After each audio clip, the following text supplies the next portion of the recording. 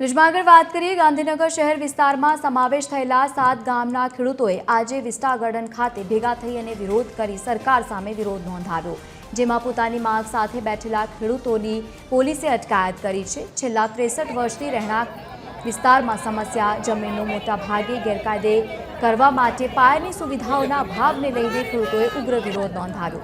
ઇન્દ્રોડા, બોરીજ અને પાલર સહિતના ગામોના ખેડૂતો એકઠા થઈ ગયા હતા। ખેડૂતોની માંગ છે કે શહેર વિસ્તારમાં સમાવેશ છતાં પણ ગામડાઓ પાયાની સુવિધાથી વંચિત છે। ખેડૂતોએ આરોગ્ય કેન્દ્ર, બાલ મંદિર અને બગીચા જેવી સુવિધાઓ આપવા રજૂઆત કરી છે। રજૂઆત કરવા છતાં પણ કોઈ નિરાકરણ ન આવતા ખેડૂતોએ હવે ન્યાય માટે આંદોલનનો માર્ગ અપનાવ્યો છે। અમાरा घर बार से बधु अमर कोऑपरेटिव कार आप अमने कोऑपरेटिव कार आप अमारा नोमे करी आले एवी मागणी 7 गामोनी घणा समय चाल्यो तो सरकार कोई कशुं करती ज नहीं, कोई वात ज नहीं करती कि अमे तमने करी आलीए पेली करी आलीए।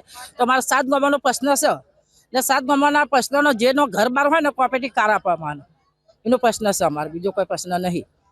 अमारा 7 गामों जे पाटनगर योजना में जमीन आपी छे ए पैकीना गामों छे।